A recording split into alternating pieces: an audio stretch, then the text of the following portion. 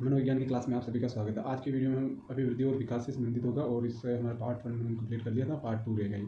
ठीक है, आज की वीडियो में हम कौन कौन से बिंदु रहेंगे। सबसे पहले जन्म के बाद विकास है। जन्म के बाद विकास कौन कौन से किस किस में विकास का अध्ययन करेंगे, तो शिशुअवस्था में, शेषावस्था, बाल्यावस्था और किशोरावस्था। तो इन सारी अवस्थाओं में विकास के बारे में देखेंगे, उनकी परिभाषा और इनकी विशेषता है, इनके विशिष्ट गुण क्या क्या है वो देखेंगे आज। ठीक है, और दूसरा बिंदु रहेगा हमारे बाल विकास के विशिष्ट सिद्धांत। बाल विकास के विशिष्ट सिद्धांत इस वीडियो में, जबकि हमने सामान्य सिद्धांत हमने पहले वाले वीडियो में देख लिए थे। ठीक है, और आज की वीडियो में ये सामान्य सिद्धांत कौन कौन से रहेंगे। तो सबसे पहले संज्ञानात्मक विकास का सिद्धांत, संज्ञानात्मक विकास का सिद्धांत, और दूसरा रहेगा नैतिक विकास का सिद्धांत, और तीसरा मनोसामाजिक विकास का सिद्धांत, और चौथा गेसेल का सिद्धांत। अब इसमें है संज्ञानात्मक विकास का सिद्धांत दिया था जीन पियाजे ना, जीन पियाजे, और नैतिक विकास का सिद्धांत दिया था कोहलबर्ग ने। ठीक है, कोहलबर्ग ने दिया, कोहलबर्ग ने दिया था। तो ये जीन पियाजे ने दिया था। और मनोसामाजिक विकास का सिद्धांत किसने दिया था, एरिक्सन ने दिया था। और गेसेल का सिद्धांत उन्हीं के नाम पर, गेसेल का सिद्धांत। ठीक है, और हमारा तीसरा बिंदु रहेगा, ये अभी हमने वीडियो है, ये बिंदु है ना, इससे रिलेटेड, इन्हीं से आज की वीडियो से रिलेटेड प्रश्न जाएंगे। ठीक है, और आज ये वीडियो शुरू करने से पहले मैं आपको बताना चाहता हूँ कि वीडियो देखने के बाद सब्सक्राइब जरूर करें, यदि ये वीडियो आपको पसंद आ रहा हो या फिर आपको मनोविज्ञान विषय समझ में आ रहा हो ये वीडियो कंटेंट, क्योंकि मैंने नोट्स बनाए, बहुत मेहनत की लगी है। ठीक है, तो ठीक है, यदि आपको अच्छा लग रहा है, समझ में आ रहा है, तो एक लाइक तो जरूर बनता है। ठीक है, और सब्सक्राइब जरूर कर दें। सब्सक्राइब से ये रहेगा कि आपको जो भी वीडियो मैं इसमें अपलोड करूँगा मेरे चैनल पर, तो ये आपको नोटिफिकेशन मिलता रहेगा। तो जन्म के बाद विकास में सबसे पहले शिशुअवस्था का अध्ययन करते हैं। तो इसमें हम सबसे पहले बिंदु रहेंगे, देखो उपनाम और परिभाषा। देखो जो परिभाषाएं है ना, यही है उपनाम इस अवस्था की। ठीक है, परिभाषा जो मनोवैज्ञानिक ने जो शिशुअवस्था की परिभाषा दी, वही इस अवस्था की उपनाम है। ठीक है, जैसे मैं अभी बताता हूँ, उपनाम है ना, सीखने का आदर्श काल किसे कहा गया, तो शिशुअवस्था को। ठीक है, ऐसे कुछ परिभाषाएं हैं। तो पहले देखो मैं परिभाषा लिखता हूँ, परिभाषा जो उपनाम। ठीक है, जो मैं एक बता रहा हूँ, सीखने का आदर्श काल, सीखने का आदर्श काल। अब ये किसने कहा था, ये कहा था वेलेंटाइन ने कहा था। किसने कहा था, वेलेंटाइन। ठीक है, वेलेंटाइन ने कहा था। और दूसरा रहेगा हमारा तीव्र परिवर्तन क्या, विकास की अवस्था। ठीक है, ये किसने कहा था, ये वाटसन ने कहा था। ठीक है, ऐसे ये वाले वाटसन। तो ये इसकी परिभाषा भी हो गई है, उसके उपनाम भी हो गए। और भावी जीवन की आधारशिला, तीसरा भावी जीवन की आधारशिला,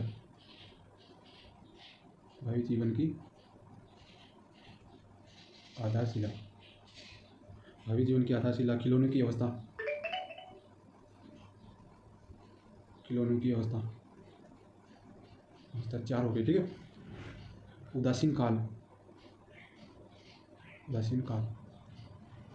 ठीक है, ये 5 हो जाएगा, उदासीन काल। इसको याद रखेंगे। इसमें क्या होता है, उदासीन का मतलब क्या, जैसे कि इसमें न तो ये बालक सामाजिक होता है, बालक सामाजिक होता नहीं, असामाजिक होता है, उदासीन होता है। ठीक है, संवेग अस्थिरता, छठा हो जाएगा संवेग अस्थिरता। छठा क्या हो जाएगा, संवेग अस्थिरता। ठीक है, संवेग अस्थिरता का काल। इससे क्या मतलब, संवेग अस्थिरता मतलब इसमें है कि बालक कभी तो रोने लग जाएगा, कभी रोएगा, और कभी है हंसने लग जाएगा। ठीक है, इसमें कोई स्थिर नहीं होता है, जैसे कभी एक पल में तो हंसने लग जाएगा, दूसरे पल में वो रोने लग जाएगा। तो इसमें संवेग अस्थिरता पाई जाती है, किस अवस्था में, शेषावस्था में। ठीक है, तो ये मैंने कितने बताए, 7 पॉइंट बताए थे, 7 या 6 पॉइंट है, तो ये 6 पॉइंट को याद रखना। ठीक है, तो ये इसके उपनाम भी है और ये इसकी परिभाषा भी है, और ये उपनाम भी दोनों हो जाएंगी। तो कुछ परिभाषा में देख लो इंपॉर्टेंट थी, तो इसको भी मैं लिखने की प्रयास करूँ। ठीक है, इसमें सबसे पहले 3 गुड अपनाने की परिभाषा क्या है। गुड अपनाप क्या कहते हैं, 3 वर्ष की आयु में बुद्धि का आधा विकास हो जाता है। इसमें याद रखना, बुद्धि का विकास में क्या कहते हैं, बुद्धि का विकास 3 वर्ष की आयु में, 1 2 3, ये बुद्धि। ठीक है, बुद्धि का आधा विकास हो जाता है, किस वर्ष में हो जाता है, 3 वर्ष की अवस्था, मतलब शेषावस्था। ठीक है,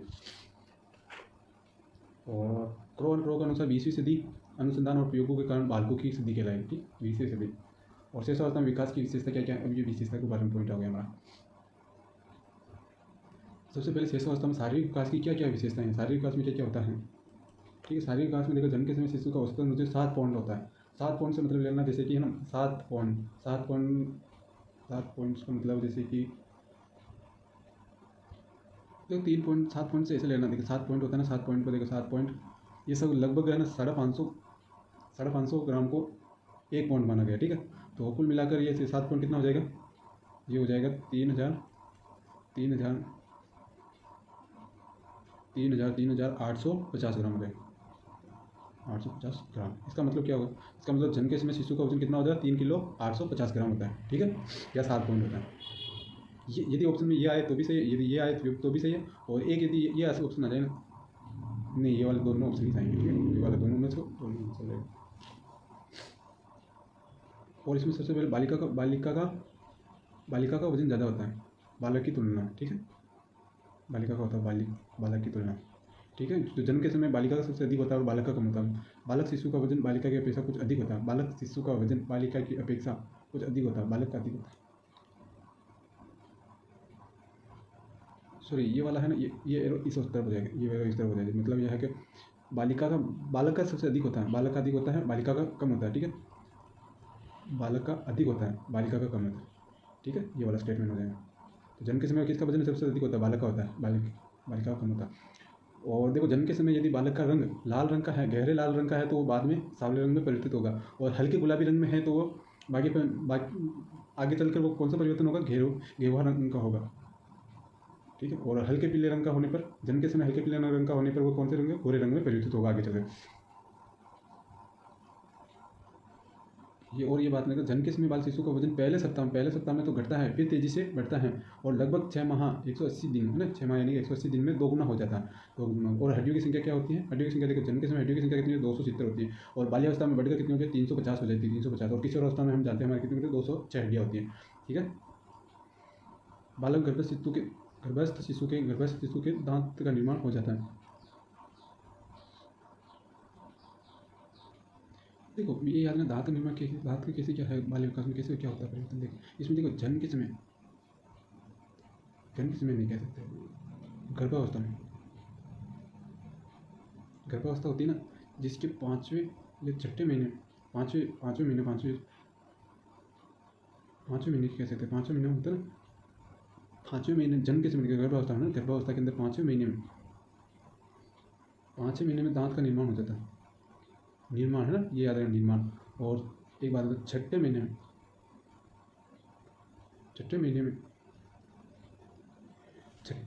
ये कब है, 6ठे महीने यानी कि जन्म के बाद, ठीक है, ये 6ठे महीने जन्म के बाद दांत दिखाई देते हैं, ठीक है, जन्म के बाद दांत दिखाई देते हैं, ये याद रखें। बालक गर्भ से तो 5वें महीने में दांत बनना शुरू हो जाता है, मतलब निर्माण हो जाता है, दिखाई देने लगता है, ठीक है। और जन्म के बाद 5वें या 6ठे महीने में बाहर दिखाई देते हैं, ठीक है। बालिका में पहले आते हैं और 4 से 5 वर्ष में कुल 20 दांत निकलते हैं, 20 दांत निकलते 4 से 5 मिनट, ठीक है, वो वाले दांत जो जन्म के बाद। और गर्भस्थ शिशु के अंदर 5वें महीने में जो दांत बनने शुरू हो जाते हैं, ठीक है, और दिखाई कब देते हैं, जन्म के बाद दिखाई देते हैं, ये याद रखो। सीधी बात है, ये गर्भावस्था होती है, और एक जन्म के बाद, ठीक है, ये 2 अवस्था। इसमें है गर्भावस्था होती है ना, गर्भावस्था के लिए 4 से 5 माह का होता है ना बालक, तो उसमें दांत निर्माण होते हैं, ये याद रखना, निर्माण हो जाते हैं, ठीक है, दांत का। और जन्म के बाद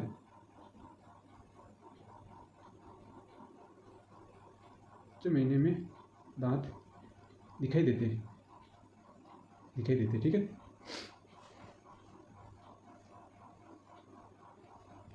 और जन्म के समय शिशु की हृदय की धड़कन 140 प्रति मिनट होती है, 140 प्रति मिनट होती है, ठीक है। और वयस्क अवस्था में, यानी कि वयस्क अवस्था में कितनी होती है, वयस्क होने पर 72 मिनट हो जाती है, वयस्क या भी किशोर अवस्था में या फिर प्रौढ़ावस्था में कितनी होती है, 72 बार प्रति मिनट हो जाती है। अब आते हैं मानसिक विकास किस प्रकार होता है शिशु अवस्था के अंदर। तो मानसिक विकास के 3 वर्ष के मानसिक विकास से तो हमने वो परिभाषा मिल जाएगी, ये भी कितने वर्ष से मानसिक गुण है ना, आपको याद रखना, 1 2 3, तो इसका मतलब बुद्धि, इसलिए 1 2 3 और बुद्धि ये लिख देना। तो 3 वर्ष की आयु में बुद्धि का आधा विकास हो जाता है, किसके अकॉर्डिंग, गुड एनफ के अनुसार, ठीक है। और फ्राइड के अनुसार क्या कहते हैं, फ्राइड 5 वर्ष की आयु तक बालक को जो बनना होता है वो बन जाता है। जन्म के समय शिशु का वजन 350 ग्राम होता है, 350 ग्राम, या फिर मैंने बताया था कितना, 3850 ग्राम होता है, ठीक है। और जोन लॉक क्या कहते हैं, जोन लॉक कहते हैं जन्म के समय शिशु का मस्तिष्क कोरे कागज के अकॉर्डिंग होता है, ये याद रखना, कोरे कागज के समान होता है, जिस पर वो वातावरण से प्राप्त अनुभवों को लिखता है, ठीक है। इन्होंने क्या कहा था, शिशुअवस्था को टेबुला रासा कहा, टेबुला रासा कहा। इसका मतलब क्या होता है, इसका मतलब होता है कोरा कोरा कागज। जिसे होता है कि बालक का मस्तिष्क कैसा होता है, कोरे कागज के समान होता है, फिर वो अपने वातावरण से प्राप्त अनुभवों को ग्रहण करता रहता है, ठीक है। इसमें मैं ये बता रहा हूँ, ये वाला है ना फ्राइड के अनुसार ये है ना, देखो ये जो 5 वर्ष की आयु तक बालक को जो बनना होता है वो बन जाता है। जन्म के समय शिशु का वजन 350 ग्राम होती है। देखो जो 5 वर्ष की आयु होती है ना, 5 वर्ष की आयु होती है, तो इसके अंदर बालक को जो बनना वाला बन जाता है। इसमें देखो हमारे यहाँ राजस्थान में भी कहावत है, जैसे कि नहीं कहते भाई कभी पूत का पाँव तो पालना में दिख जाए, इसका मतलब वो कहावत हमारे रिलेटिव है, तो तभी तो वो कह रहे हैं कि भाई हाँ जो पालना में पता चल जाता है बच्चा आगे चल के क्या बनेगा, ठीक है। अब उनमें संवेगात्मक विकास किस प्रकार होता है वो देखते हैं। तो संवेगात्मक विकास से जन्म के समय बालक में सबसे पहले उत्तेजना पैदा होती है, ठीक है। उत्तेजना से फिर वो कृदंत क्रिया करता है, कृदंत मतलब रोने की क्रिया करता है, ठीक है, ये उत्तेजना के कारण। तो सबसे पहले संवेग कौन सा पैदा होता है, उत्तेजना पैदा होती है। उत्तेजना क्या पैदा होता है, कृदंत, ये एक ही है, उत्तेजना से कृदंत क्रिया होगी या रोने की क्रिया होगी, ठीक है। शेषावस्था में सभी अंग अस्थिर होते हैं, सभी संवेग अस्थिर होते हैं, संवेग अस्थिर अवस्था भी शेषावस्था कहलाती है, ठीक है। वह संवेग के 2.5 वर्ष से 3 वर्ष की आयु में प्रभावी होता है, ठीक है। 2.5 वर्ष से 3 वर्ष की अवस्था में वह प्रभावी होता है, ठीक है। इसका मतलब ये शुरुआत कब हो जाती है भय की, 2.5 से 3 वर्ष की होता है, ठीक। और सामाजिक विकास किस प्रकार होता है शेष अवस्था में। देखो अभी सामाजिक में सबसे पहले हम जानते हैं कि भाई बालक का उदासीन होता है शेष अवस्था में। शेष अवस्था में बालक कैसा होता है, सामाजिक विकास में कैसा होता है, ये उदासीन होता है, नहीं तो सामाजिक होता है, नहीं असामाजिक होता है। एक माह का बालक जानवर और मनुष्य की आवाज़ में अंतर नहीं कर पाता है, 1 माह का बालक, ठीक है, 1 माह का बालक। और 2 माह का बालक मानव की आवाज़ को पहचान सकता है, और 3 माह का बालक अपनी माँ को पहचान सकता है तथा उसकी बात करने पर मुस्कान पैदा करता है, ठीक है। और ये मैंने दिक्कत दिया हो तो अलग, ये पॉइंट अलग है ना। तो सबसे पहले क्या होता है, 5 या 6 माह में दांत दिखाई देते हैं, दिखाई नहीं देंगे, वो क्या कहते हैं, निर्माण होता है। 5 से 6 माह में दिखाई देते हैं, 5 से 6 माह में हाँ 5-6 माह में तो दिखाई देंगे ना, सही कहा, दिखाई देंगे। और 2 वर्ष के परिवार का सक्रिय सदस्य बन जाता है, ठीक है, सक्रिय सदस्य बन जाता है। और 5वां हमारा कि भाई बालक शेष अवस्था में बालक के अंदर है कि भाषा का विकास किस प्रकार होता है। तो भाषा का मैंने पहले वाले वीडियो में मैंने बताया था कि भाषा का विकास किस प्रकार होता है बालकों में, तो मैंने बताया था वो वाला LSRW और मॉन्टेसरी का अकॉर्डिंग LSWR, ठीक है।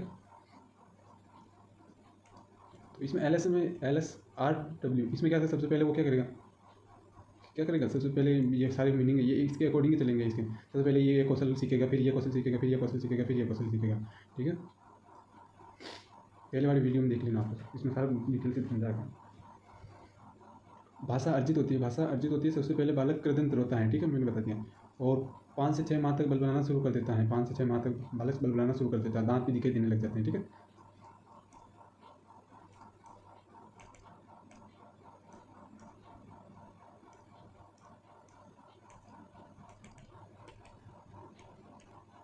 भाषा के विकास में हमने बता दिया, भाषा अर्जित होती है सबसे पहले बालक के कृदंत होता है, ये भी कृदंत रोने की क्रिया करता है, ठीक है, रोने। और 5 से 6 माह तक बल बनाना शुरू कर देता है, जिसमें 8 माह की आयु तक स्वरों की ध्वनियाँ निकाल देता है। स्वर कौन से होंगे, ये वाले सर, ठीक है। ये कब निकालने शुरू करते, 8 माह की आयु में ये स्वर निकालेंगे। और 8 से 11 माह में जिज्ञासा उत्पन्न होगी, जिज्ञासा के कारण ही वो क्या करेगा, अनुसरण करेगा, जिज्ञासा के कारण, ठीक है, जिज्ञासा के कारण अनुसरण करता है। और 11 से 12 माह के पहला सार्थक शब्द बोलता है। 1 साल के अंदर 1 साल के बाद कौन सा एक सार्थक शब्द बोलता है, 1 साल का बालक, ठीक है, 11 से 12 माह का। और 1 वर्ष आयु पर 3 शब्द सीख जाता है, 2 वर्ष में 212 से 272 तक, तथा 5 वर्ष में 2072 से 2100 शब्द सीख जाता है। और अब देखो शेष अवस्था में नैतिक विकास होता है नहीं होता है, नैतिक विकास किस प्रकार होता है ये भी हम देखते हैं, ठीक है। देखो शेष अवस्था में नैतिक विकास होता है, नैतिक विकास अच्छा आचरण करता है शेष अवस्था का बालक, वो तो कैसे करेगा, वो तो अभी समझ से थोड़ी है इतनी। तो नैतिक विकास उसमें शून्य होता है और पैदा करना भी संभव नहीं है उसमें, क्योंकि इसमें हो ही नहीं सकता, उसमें समझ ही नहीं है ना कि वो नैतिक विकास कर पाएगा। ठीक है, यदि वो कर भी रहा है तो फिर वो भय होगा, उसमें भय प्रभावी होगा, इसके भय के कारण करेगा वो। ठीक है, और 6 वर्ष की आयु में बालक दंड या भय से आज्ञापालन का व्यवहार करता है, जिसे नैतिक आचरण का विकास कहते हैं। नैतिक आचरण का विकास कब होता है? तो 6 वर्ष की आयु में। और अब आता है काम्य विकास। काम्य विकास का मतलब गतिशील विकास, गतिशील विकास। ठीक है, ये दो प्रकार का वो है। ठीक है, स्थूल गामक विकास या फिर सूक्ष्म गामक विकास। स्थूल का मतलब होता है इसमें देखो, स्थूल से मतलब लेना, देखो व्यापक, स्थूल से क्या करना है? व्यापक। व्यापक मतलब संपूर्ण। ठीक है, संपूर्ण। इसमें क्या कहता है? गतिशील, यानी गतिशील। इसका मतलब ये शरीर है ना, तो शरीर, संपूर्ण शरीर एक साथ कार्य करता है, संपूर्ण शरीर एक साथ कार्य करता है। जैसे खेलना कूदना, इसमें सभी संग एक साथ कार्य करते हैं। जैसे आप खेल रहे हो तो हाथ भी काम आएंगे, पैर भी काम आएगा, मस्तिष्क मानसिक क्रिया भी होगी, इसमें सारी क्रिया होंगी, तो शरीर, संपूर्ण शरीर काम आता है स्थूल गामक विकास में। ठीक है, इन्हें सकल मोटर्स भी कहते हैं। वैसे अब सूक्ष्म गामक विकास में क्या होता है? महीन मोटर्स भी कहते हैं। इसमें क्या होता है? सूक्ष्म गामक विकास में क्या होता है? इसमें देखो, इसमें एक अंग काम करेगा। इसमें जैसे एक अंग से मतलब एक मांसपेशी है संतुलित होकर कार्य करती है, जिसमें एक अंग काम करेगा। जैसे हमें धागा पिरोना, धागा पिरोने के अंदर क्या होगा? हाथ का काम भी ज़्यादा सक्रिय होगा, जैसे ज़्यादा सक्रिय एक अंग काम करेगा। या माला पिरोना, ठीक है, इसमें सारा शरीर काम करेगा, जिसमें इसमें एक शरीर का एक अंग काम करेगा। अब आज का हमें इम्पोर्टेंट पॉइंट, इम्पोर्टेंट बिंदु, बड़े मज़ेदार बिंदु। तो इसमें अधिकतर बार एग्जाम में प्रश्न सबसे ज़्यादा आते हैं इसमें, तो ये वाला बिंदु।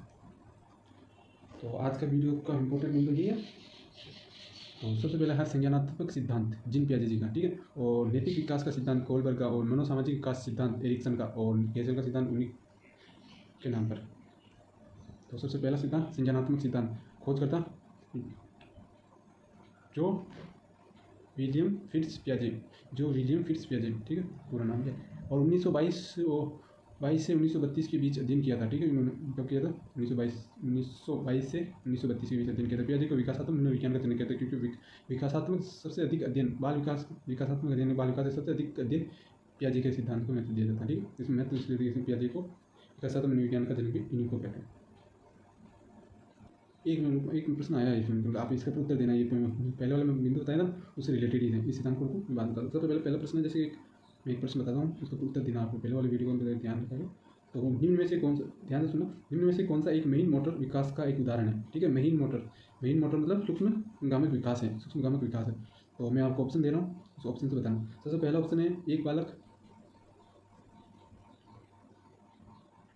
नाचता है। ठीक है, पहला ऑप्शन ये है, वो आपको बात नहीं, प्रश्न लिखा सूक्ष्म गामक। ठीक है, इसका सूक्ष्म गामक का उदाहरण है।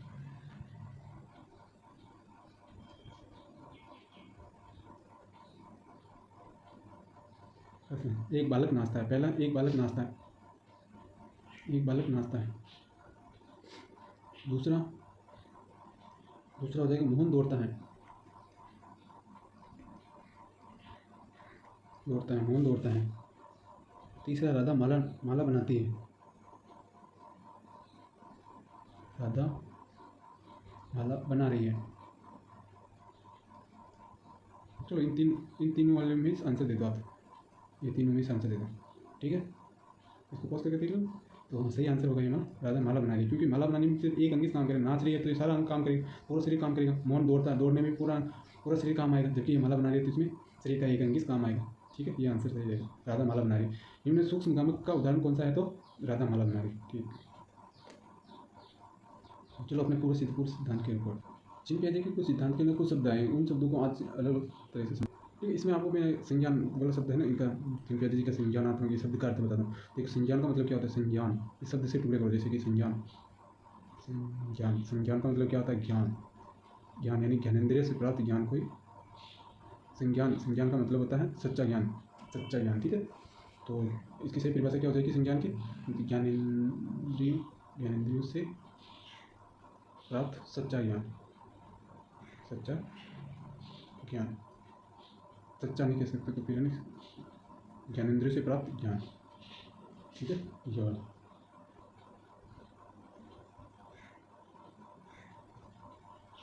कोई संज्ञान कहते हैं।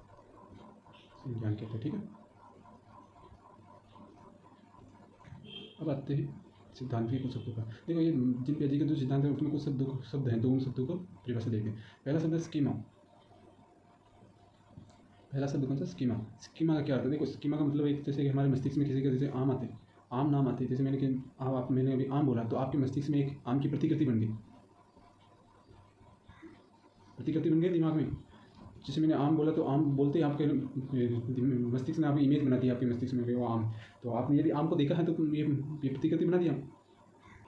जैसे मैंने कहा गुलाब, गुलाब का, तो आपके मस्तिष्क में फिर एक गुलाब का प्रतिकृति बन गई, चित्र बन गया आपके मस्तिष्क में। तो आप जैसे कि ये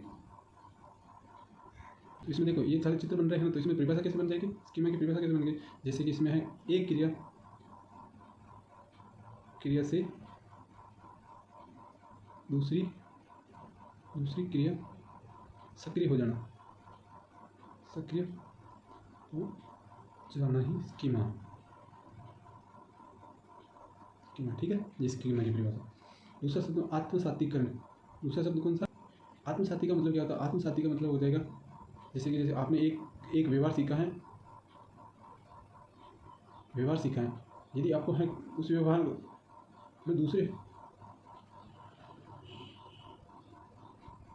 देखो एक व्यवहार सीखा आपने, सीखना चाहते हो, तो इस एक व्यवहार को दूसरे व्यवहार के साथ सामंजस्य मतलब उसमें तालमेल बिठाकर फिर एक नए सामंजस्य बिठाकर फिर वो व्यवहार सीखना ही आत्मसातीकरण कहलाता है, आत्मसातीकरण कहलाता है।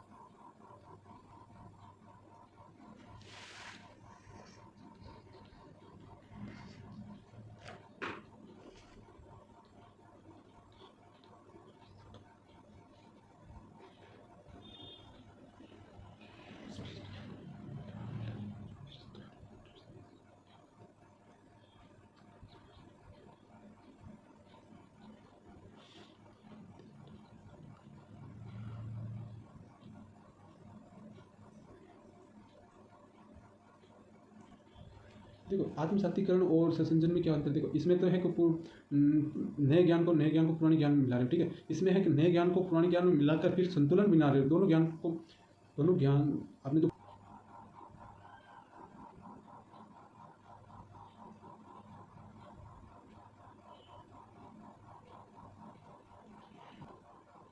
देखो सिंपल है। आत्मसातीकरण मतलब है, आत्मसातीकरण मतलब है ना, आप है ना नए ज्ञान को पुराने ज्ञान के साथ मिला रहे हो, ठीक है। इसमें संतुलन नहीं कर रहे हो, तो इसमें संतुलन नहीं होगा, इसमें संतुलन नहीं करोगे, संतुलन नहीं होगा। जबकि इसमें है कि नए ज्ञान को पुराने ज्ञान के साथ मिला रहे हो और मिलाने से पहले आप दोनों में संतुलन करके फिर सीख रहे हो, इसमें संतुलन होगा।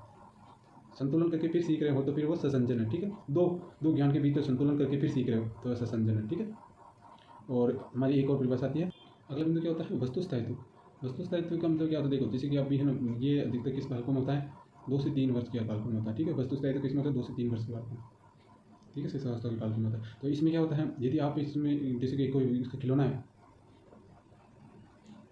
यदि आपने उसके सामने रख दिया फिर आप उसको कुछ देर के लिए उस खिलौनों को आप छुपा देते हो, तो वो वापस देखता है, तो यदि वो खिलौना नहीं मिलता तो उसे ढूंढने का प्रयास करता है, तो उसके अंदर उस बालक के अंदर वो उस खिलौने के प्रति स्थायित्व आ गया, ठीक है। इसी कारण वो बालक उस खिलौने को ढूंढता है, तो इसे वस्तु स्थायित्व कहते हैं। वो किस में पाया जाता है? 2 से 3 वर्ष के बालक में पाया जाता है।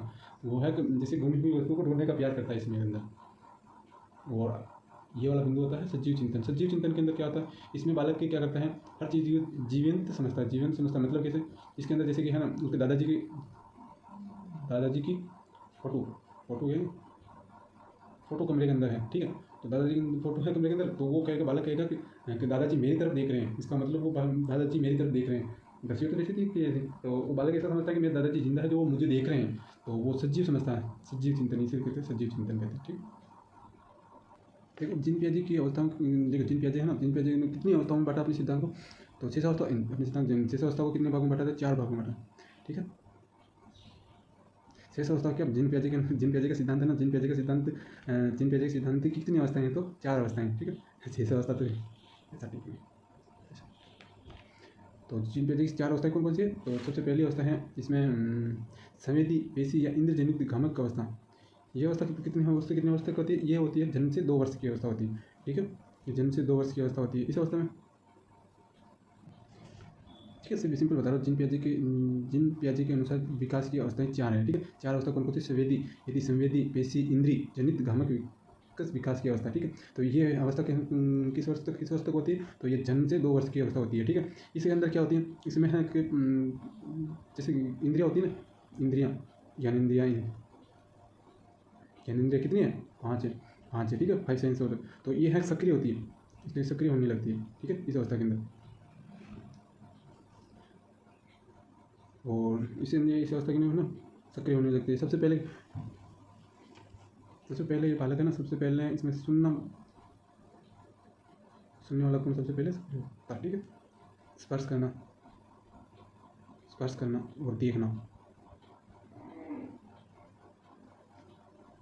ये सारे गुण प्रभावशाली होते हैं इस अवस्था के अंदर, ठीक है। सबसे पहले मैं बता दूँ, जैसे कि संवेदी या पेशी इंद्रिय जनित कामक अवस्था है, ये पियाजी की पहली अवस्था है, ठीक है। ये कि जन्म से 2 वर्ष की अवधि की होती है, ठीक है। तो इसमें क्या होता है, ज्ञानेंद्रिय या फिर ज्ञान 5 सेंस ज़्यादा प्रभावशाली होती है। 5 सेंस में सबसे पहले सुनना, स्पर्श करना या देखना, ये ज़्यादातर प्रभावशाली होते हैं, ठीक है। इसके अंदर एक बात याद रखना, इसके अंदर ये वाला शब्द, इसके अंदर ये लिख देता हूँ मैं, अनुकरण, ठीक है।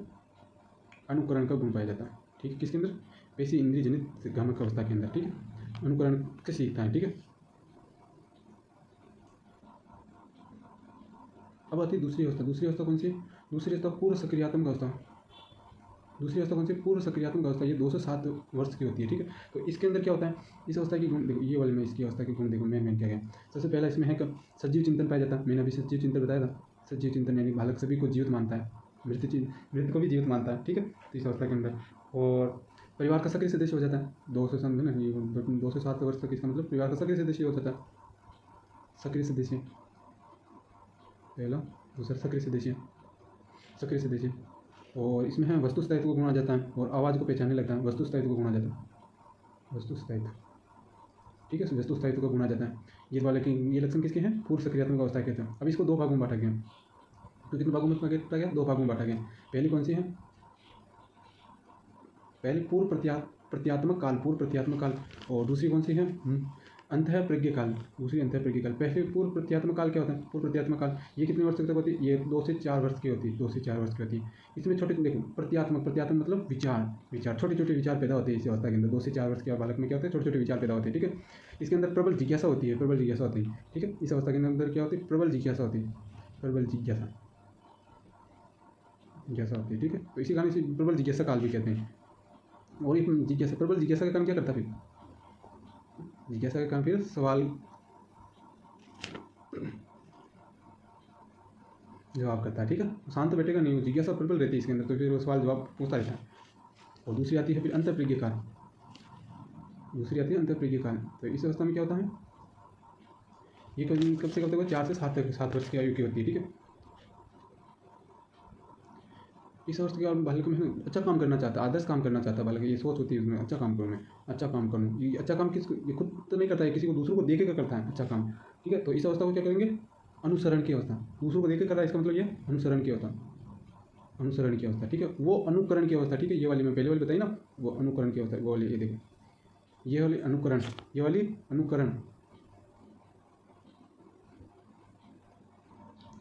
तो ये तो अनुकरण की हो जाएगी, ये अवस्था तो हो जाएगी अनुकरण की। और ये वाली क्या हो जाएगी, अंतःप्रज्ञ वाली अनुसरण, ठीक है। अनुसरण मतलब नकल करना, रटना, ठीक है। रटने की सबसे अधिक होती है ना, अनुकरण यानी उसी देखा देखी करना, तो इसके रटने की आयु भी कहते हैं इसे, रटने की आयु, ठीक है। इसे कहते हैं अंतःप्रज्ञ वाली, ये वाली। और इसको क्या कहेंगे, अनुकरण की अवस्था। अब आती है देखो, वो वाली तीसरी अवस्था क्या है, मूर्त सक्रियात्मक अवस्था। कितने वर्ष तक, 7 वर्ष से 11 वर्ष तक की आयु की होती है। तो इस अवस्था में क्या होगा, इस अवस्था में क्या होता है, सबसे पहले इसमें क्या होता है, बस मूर्त, ये शब्द है ना, इसको समझो। मूर्त सक्रियात्मक यानी कि दिखाई देने वाली वस्तुओं को, मतलब मूर्त वस्तु पर क्रिया करता है, ये मूर्त वस्तुओं पर क्रिया करता है। मूर्त वस्तु मतलब यानी कि वो है दिखाई देनी है, तो इस वस्तु पर ही क्रिया करता है। इसे वैचारिक काल भी कहते हैं, ठीक है। और पलटावी चिंतन कहते हैं, यानी बदलते रहते हैं, अपनी बात से करते रहते हैं, इसलिए पलटावी चिंतन भी कहते हैं। यानी कि विचार करेंगे फिर वापस बदलते रहेंगे, ठीक है। और इसमें यह है कि गणितीय चिन्हों का प्रयोग करने लग जाते हैं, जैसे प्लस माइनस, इसका प्रयोग करने लग जाते हैं इस अवस्था में, ठीक है, समझने लगे, प्रयोग करने लग जाते हैं। ये वाले गुण 1 2 3 4 ये गुण इससे मूर्त सक्रियात्मक अवस्था के। ठीक है, मूर्त सक्रियात्मक अवस्था कितनी होती है? 7 से 11 वर्ष की होती है। ठीक है, ये वाले इसके गुण इसके। ठीक है, अब आती है अमूर्त सक्रियात्मक। ये देखो इसमें क्या हो जाएंगे, फिर वो हो जाएंगे, ये अमूर्त पर क्रिया करेंगे, अमूर्त अमूर्त वस्तु पर क्रिया करेंगे। और इसमें है कि इसमें तर्क चिंतन का विकास हो जाएगा, चिंतन का विकास हो जाएगा, विकास हो जाएगा। ठीक है, इसमें देखो इसमें सारा तर्क चिंतन का विकास हो जाएगा, पूर्ण व्यक्ति बन जाएगा। मतलब समझ लेंगे ना, इसमें चिंतन भी आ जाएगा, तर्क करने की क्षमता भी आ जाएगी। ठीक है, तो पूर्ण व्यक्ति बन जाएगा, कह सकते हैं पूर्ण व्यक्ति बन जाएगा। ठीक है, औपचारिक काल, तो इसे क्या कहेंगे? औपचारिक काल, औपचारिक काल, औपचारिक काल कहेंगे। ठीक है, इसे औपचारिक काल और वैचारिक काल किसे कहेंगे? इसे तो औपचारिक काल कहेंगे। ठीक है, और इसको क्या कहेंगे? वैचारिक काल कहेंगे, वैचारिक काल, वैचारिक काल। और तो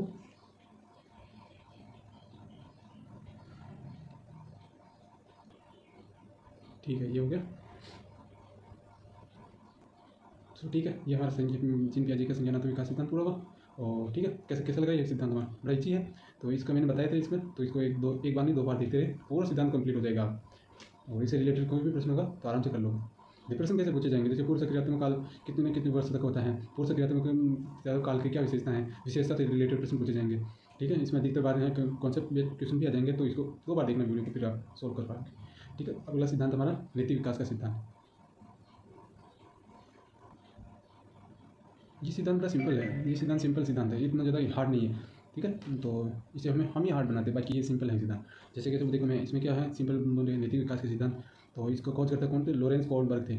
कब खोजा था, कब दिया था सिद्धांत? 1957 को दिया था। ठीक है, 1957 को दिया। और कोहलबर्ग कहाँ के थे? तो ये अमेरिका के थे, अमेरिका के थे। ठीक है, और छात्र नेतृत्व का विकास जन से नहीं होता बल्कि समाज द्वारा होता है। ठीक है, तो इनका एक स्टेटमेंट है, तो ये भी ध्यान रखना। तो इनके सिद्धांत की 3 अवस्थाएं हैं। ठीक है, 3 अवस्थाओं को 2 भागों में बांटा गया। ठीक है, उप अवस्थाएं, तो कुल मिलाकर कितनी उप अवस्थाएं? 12 उप अवस्थाएं हो जाएंगी। ठीक है, और उन्मुक्ता, ये शब्द आएगा उनको, इनके सिद्धांत में उन्मुक्ता। तो इस सिद्धांत का अर्थ क्या हो जाएगा? उस दिशा की ओर अग्रसर होना। ठीक है, तो इनके से पहले 3 अवस्थाओं से पहली अवस्था के बारे में देखते हैं।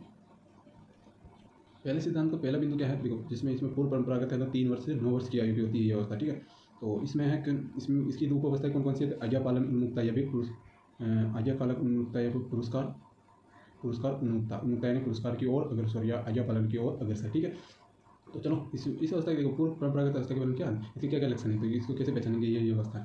तो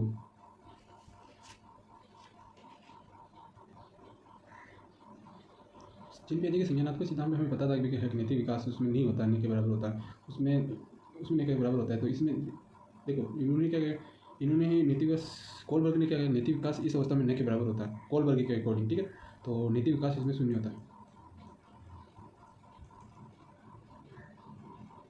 किस अवस्था में होता है? तो ये पूर्व परंपरागत 3 से 9 वर्ष की अवस्था में होता है। ठीक है, और इस अवस्था की एक बात ये होगी, और दूसरी बात ये याद रखना, इसमें है सत्य या सही या गलत समझ नहीं होती इसमें। ठीक है, ये समझ नहीं होती, सत्य असत्य की समझ नहीं होती इसमें। किस वर्ष के बारे में? तो ये पूर्व परंपरागत अवस्था के बारे में। ठीक है, इसकी अब 2 उप अवस्थाएं, तो उनके भी लक्षण देखते हैं। तो सबसे पहले है कि आज्ञापालक उन्मुक्ता। सबसे पहली अवस्था कौन सी है? आज्ञापालक उन्मुक्ता। आज्ञापालक उन्मुक्ता, आज्ञापालक उन्मुक्ता में क्या होता है? तो इसके अंदर देखो 3 से 6 वर्ष की आज्ञा मानता है, बालक मानता है ना आज्ञा। तो 3 से 6 वर्ष के बालक को देखते हैं तो वो आज्ञा मांगता है। ठीक है, तो इसमें नैतिक विकास नहीं होता है, इसमें नैतिक विकास 0 होता है मानो, नैतिक विकास इसमें 0 होता है। तो हम जानते हैं, तो इसमें ये आज्ञा कैसे मान लेता है? तो ये है कि वो आज्ञा मानता है, किसके कारण मानता है? वो दंड या भय के कारण मानता है। ठीक है, दंड या भय के कारण वो आज्ञा मानता है। ठीक है, ये तो आज्ञा पालक उन्मुक्ता किसके? दंड व भय के कारण होती है। और दूसरा है पुरस्कार उन्मुक्ता।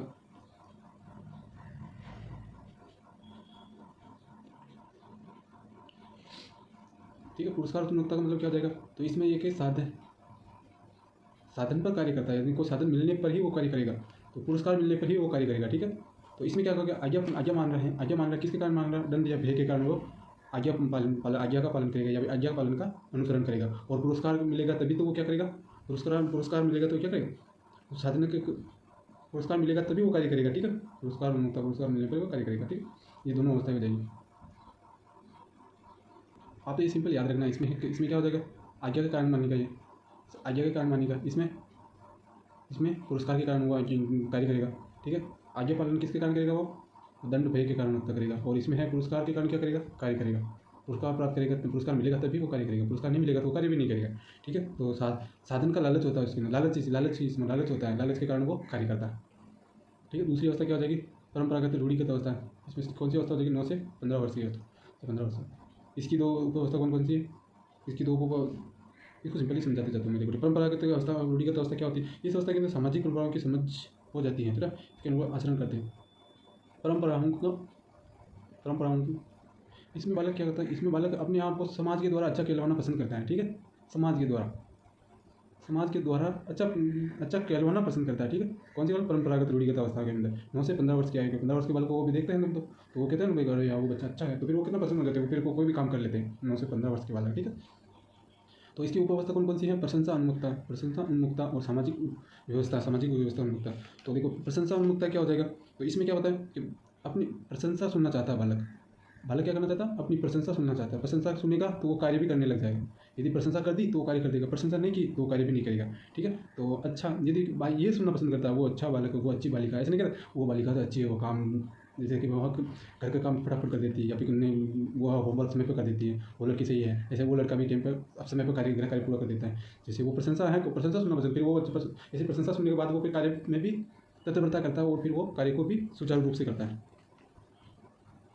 ये कौन सी आयु होती है, 9 से 12 वर्ष की आयु, ठीक है। और फिर आज की सामाजिक व्यवस्था उन्मुक्ता।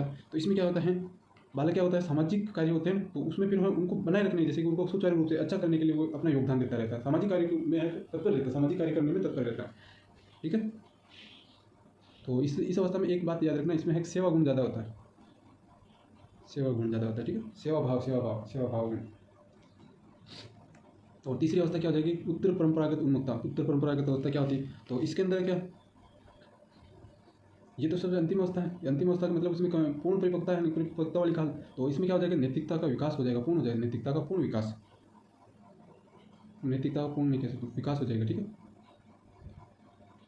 नैतिकता का विकास,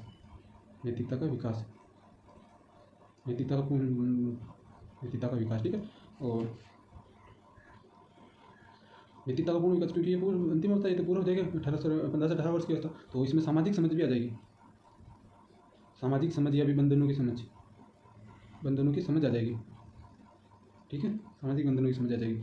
तो इस अवस्था को कितने ये वाले, इसमें नैतिकता का पूर्ण विकास हो जाएगा और इसमें सामाजिक बंधनों की समझ आ जाएगी, ठीक है। इसमें किसमें, उत्तर परंपरागत उन्मुक्ता वाली अवस्था में। तो इसकी दो उपअवस्थाएं हैं, सामाजिक, ये देखो ये सामाजिक शब्द है ना, तो सामाजिक बंधनों के अनुरूप कार्य करेगा, ठीक है। सामाजिक बंधनों के अनुरूप कार्य करेगा। और सार्वत्रिक में क्या हो जाएगा, इसमें है कि एक पूर्ण नैतिक, इसमें इसको कहेंगे पूर्ण नैतिक विकास का चरण, विकास का चरण, ठीक है।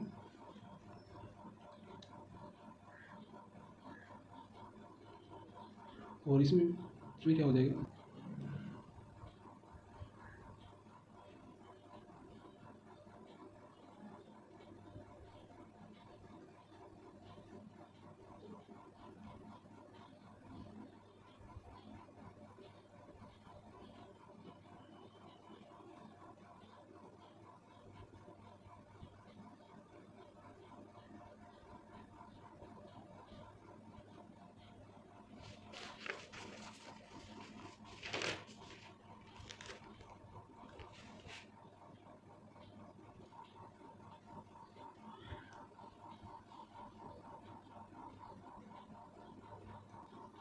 ठीक है। कॉल नैतिक विकास का सिद्धांत पूरा होता है, कॉलबर्ग का नैतिक विकास कंप्लीट। और अब आते हैं बाल्यावस्था में क्या होता है, बाल्यावस्था में शारीरिक वृद्धि नामात्रिक होती है, भावी जीवन के आधार और निर्माणकारी अवस्था हो। और वृद्धि इसके अंदर क्या होती है, शारीरिक वृद्धि नामात्रिक होती है बाल्यावस्था के अंदर, ठीक है। और भावी जीवन के आधार अवस्था या फिर निर्माणकारी अवस्था है बाल्यावस्था। और वृद्धि इसके अंदर क्या होती है, बालिका में सबसे अधिक होती है, बालक में कम होती है, ठीक है। और बाल्यावस्था के उपनाम कौन सी हैं, खेल की आयु या टोली समूह, गेंग या तीसरी है भाई अनोखा काल। देखो खेल की आयु दूसरी हो जाएगी टूल समूह या गैंग की आयु और गंध परिवर्तनों की अवस्था और अनोखा काल ये कॉल ब्रश ने कहा था समलिंगी समूहों की अवस्था और निरुद्देश्य